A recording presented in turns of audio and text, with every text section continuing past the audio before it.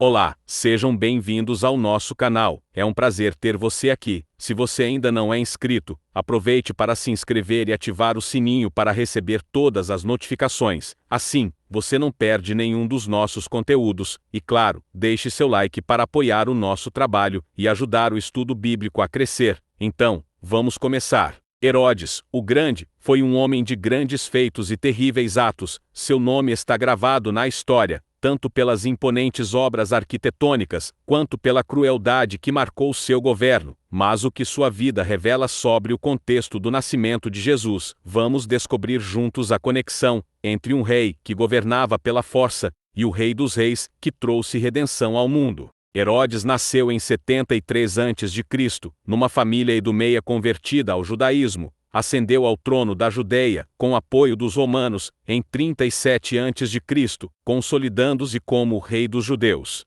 Apesar de seu título, Herodes não era aceito plenamente pelos judeus, que questionavam sua legitimidade política e religiosa. Para Roma, ele era um governante eficiente, mantendo a paz em uma região estratégica. Para o povo, contudo, Herodes era um rei estrangeiro e opressor. Seu governo foi marcado pela busca incessante por estabilidade e poder. Ele eliminou qualquer ameaça, mesmo que viesse de sua própria família, incluindo a execução de sua esposa Mariane e de 3 de seus filhos. Herodes é lembrado como um dos maiores construtores da antiguidade.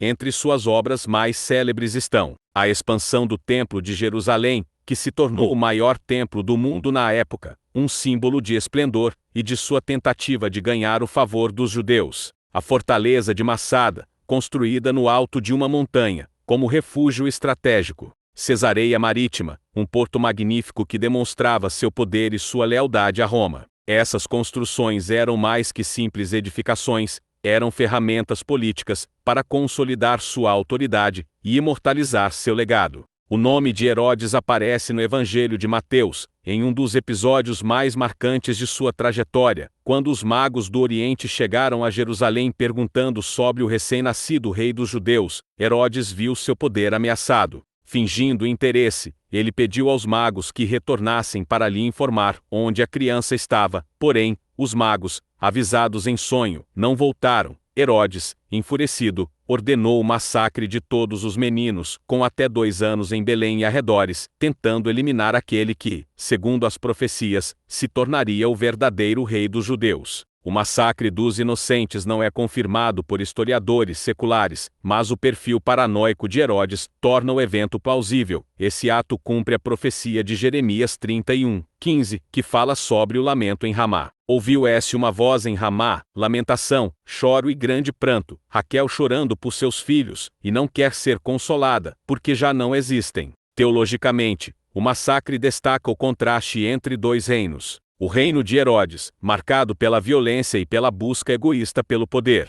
Enquanto Herodes tentava eliminar uma ameaça, Deus preservava seu plano eterno, guiando José, Maria e Jesus para o Egito, conforme Mateus 2:13-15. Herodes morreu em 4 a.C., atormentado por uma doença dolorosa e pelo medo constante de conspirações. Antes de morrer, ordenou a execução de membros proeminentes da comunidade judaica, para que houvesse luto em sua morte. Após sua morte, seu reino foi dividido entre seus filhos, mas nenhum deles alcançou sua força ou influência. Herodes deixou um legado de poder humano, simbolizado por construções que hoje estão em ruínas. Jesus, em contraste, estabeleceu um reino eterno, que continua transformando vidas. A história de Herodes nos desafia a refletir: qual reino queremos construir? O reino passageiro da força e da opressão, ou o reino eterno do amor e da justiça? Essa é a história de Herodes, o Grande, e sua conexão com o nascimento de Jesus. Se você gostou deste conteúdo, inscreva-se no canal e compartilhe com seus amigos para levar essa mensagem a mais pessoas.